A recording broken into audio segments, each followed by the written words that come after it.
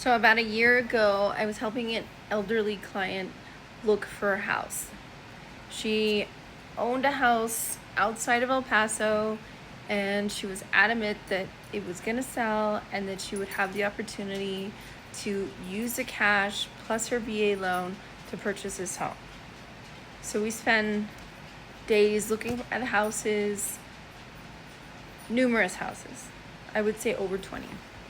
And she kept saying, like, I'm waiting for my neighbor to sell my house. He's already got a buyer lined up. I think everything will be fine. And so we continue looking for houses. She's already pre-approved with the lender. We're going back and forth on like certain houses that she wants to look at, some that she wanted to see that were pending. Just this big circle of let's keep looking, and her friend got involved. Her friend kept asking questions. Sometimes her friend would even go back to the houses and talk to the owners on her own, which is a big no-no. So I politely said, like, hey, like, if there's any questions that you have for these sellers, please let me contact them, not your friend. Fine. We move on. So it just starts getting to a point where we're looking at so many houses. I'm just trying to get her to narrow down the options. She's still hesitant, telling me I need to wait. I'm waiting for my neighbor to sell my house. So I start thinking, like, okay, this has been a really long time. Like, how long does it take for this guy to sell this house? She says she already has an offer, she has a contract. And so I asked her, do you mind if I take a look at the contract for you? And she said, well, he hasn't sent it to me yet. And I told her, well, there's one contract that we can look at that I'll show you as a reference. Have you seen this? So I show her like the 1-to-4 residential contract, which is standard with all realtors. And she goes, no, I haven't seen that. But I know that there's a contract because he told me there's one.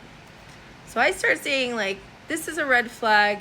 You need to find out what's going on. Now, meanwhile, she lives in El Paso with her friend. And she's not living in a bedroom. She's living on her couch. So just be mindful that if a friend or neighbor says they'll sell your house for you when you're out of town, they may be doing other things. Now, I eventually get to a point where I just, I step away because it seems like she's very hesitant on wanting to move forward with anything, and I leave it alone. I would say probably 6 months later, I was having a chat with the lender because I know him, and he said, you'll never believe what happened. So your previous client got scammed.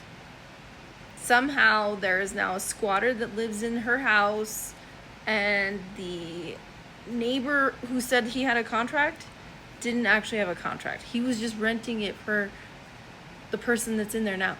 Renting it to the person, acting as if the house was his own. So, again, be careful. Be careful who you trust. We're realtors for a reason.